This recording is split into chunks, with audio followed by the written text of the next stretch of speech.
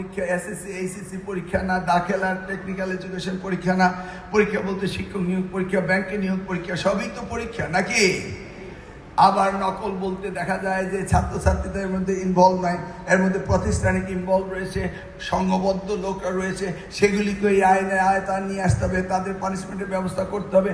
সেইভাবে আমরা আইনকে উপযোগী করছি, কিন্তু আমার শিক্ষার্থীদের জন্য তো এগুলি নয়। অ্যাজ এ হোল করছি, ক্লোজ সার্কিট ক্যামেরা দিয়েছি, সবাই ভাবছে যে ক্লোজ সার্কিট ক্যামেরা দিচ্ছি শুধু ছাত্রছাত্রীদের না, এটা কোয়ালিটি এডুকেশনকে সুপারভিশন করার জন্য আমরা ক্লোজ সার্কিট ক্যামেরা দিচ্ছি। কারণ আমার একার পক্ষে বা 2-4 জন ইন্সপেক্টরের পক্ষে বা আমাদের জেলা শিক্ষা অফিসারের পক্ষে সমস্ত স্কুলে গিয়ে এটা করা সম্ভব না।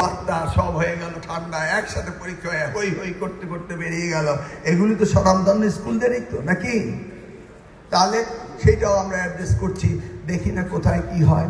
আমি তো এমনও জানি যে যেই শিক্ষকের ছাত্র এসএসসিতে যেই রুমে পরীক্ষা দিয়েছে, যে রোল নাম্বার ছিল, এইচএসসি তো সেই পরীক্ষা দেয়, সেই রোল নাম্বার নিয়ে সেই একই জায়গায় পরীক্ষা দেয়। এইভাবে যে কত সংঘবদ্ধ ক্রাইম রয়েছে, এটা কি আপনারা জানেন? অতএব সব কিছু আমাদের অ্যাড্রেস করতে হবে। অর্থাৎ পরীক্ষা সঠিকভাবে হলে লেখাপড়া করবে, লেখাপড়া করাতে হবে, শিক্ষকদের মানসম্মত শিক্ষা ব্যবস্থা আনতেই হবে, আমাদের কোনো বিকল্প নাই।